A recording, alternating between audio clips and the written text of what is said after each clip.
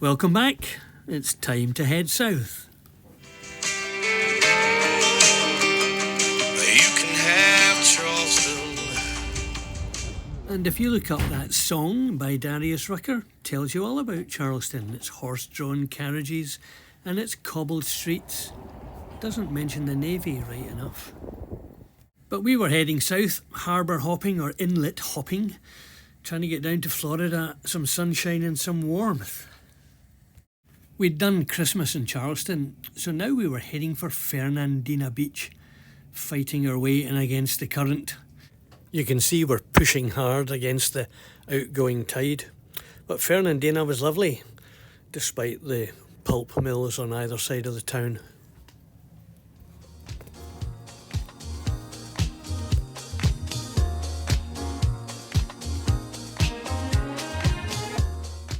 We met up with Steve and Annemie in Beaufort. They're Belgians from New Zealand, and we ended up at the Great Fernandina Shrimp Drop.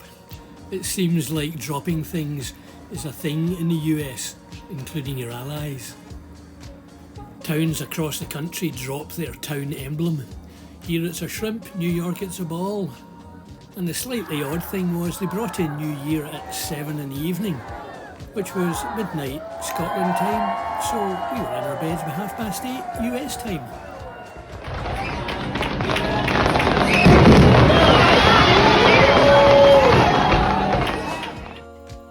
But early next morning, we were up and off again, heading south, looking for the warmth, because it was still pretty cold.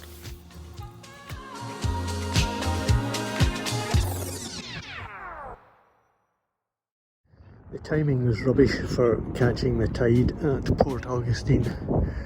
So we pulled in here at St John's, just off the naval base. Didn't bother going in the cut and up the river. So we parked here for the night. Quite pleasant. Entrance to St Augustine.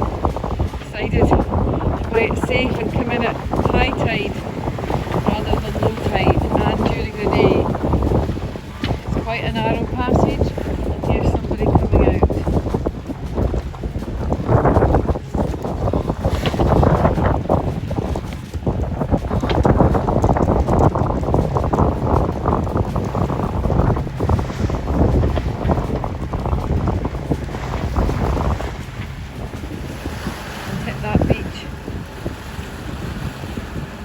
Once you get through the maelstrom, peace descends.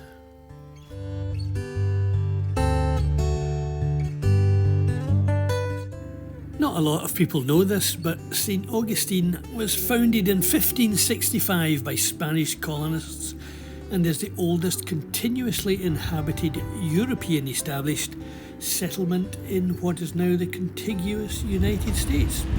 And you can see the Spanish architecture everywhere.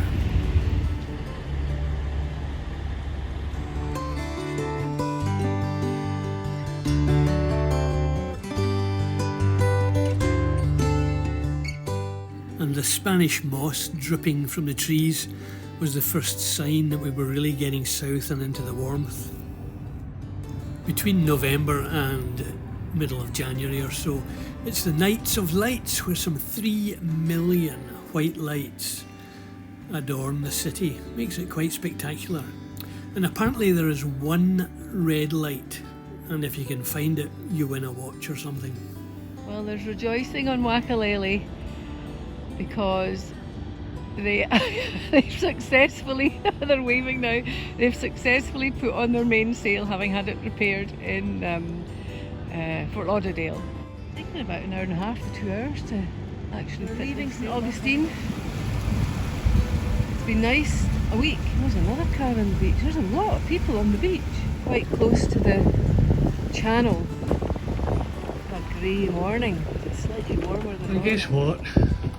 Another dawn, another crack of dawn start, hopping down the Florida coast where it is freezing. The next stop was Port Canaveral, where we were going to see some fireworks. So after our early start, we're mooching along the Florida coastline, looking at all the condos. Then we come across these towers and we're thinking, what are these? Radio towers. Looks like that place outside Birmingham on the M6. Then of course it hit us. This is Cape Canaveral. And if we'd been here 11 o'clock last night, we'd have seen a big whoosh as yet another Starlink rocket headed into space. So we're hoping we catch a live one. Rule of the canal, you must wear a life jacket. Unless you're in a tiddly wee canoe bobbing around.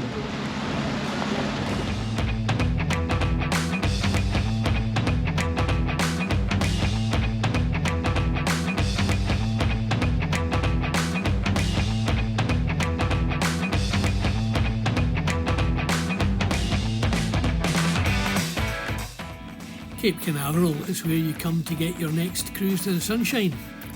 It's also where you come to go to the Kennedy Space Centre, and that's where we were off to once we got parked.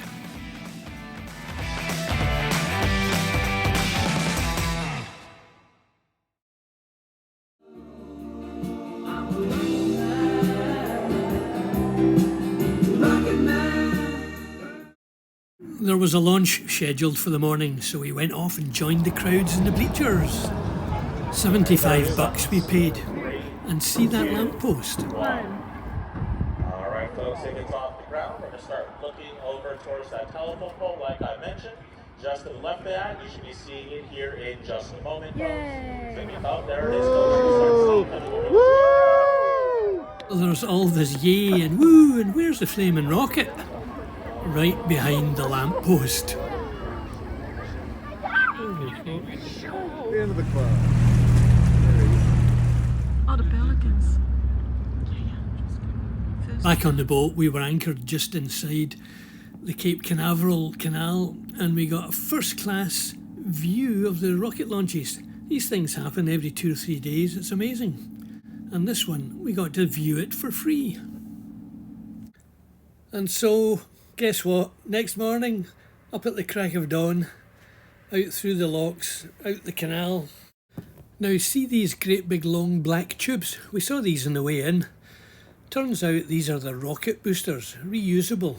One of them used about 15 times, I believe. And possibly the only evidence of recycling in the US that we've seen so far.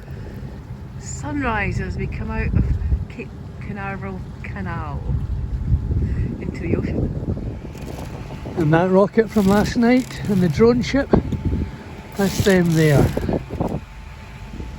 The booster landed on the drone ship and being towed back in. The wonders of GPS. Our penultimate inlet entry. These things are not quite as bad as the ones you see in Australia on YouTube, but they have their moments, especially if it's wind over tide. But the surfers and the kite surfers, they were having a great time.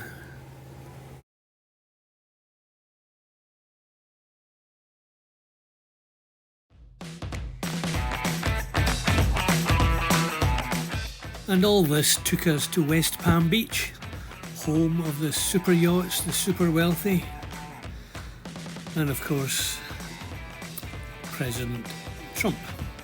And I'll leave it at that. But these are marinas for super yachts. They go on and on and on. Just mind-boggling. And that was the end of our jaunt down the east coast of the US. So thanks for watching. Come back and see us in the Bahamas. We're there just now while I do this video, and it's rather lovely. Lovely in terms of nice places to fix your yacht. Again, thanks for watching. Hit the like button if you would. Subscribe if you haven't.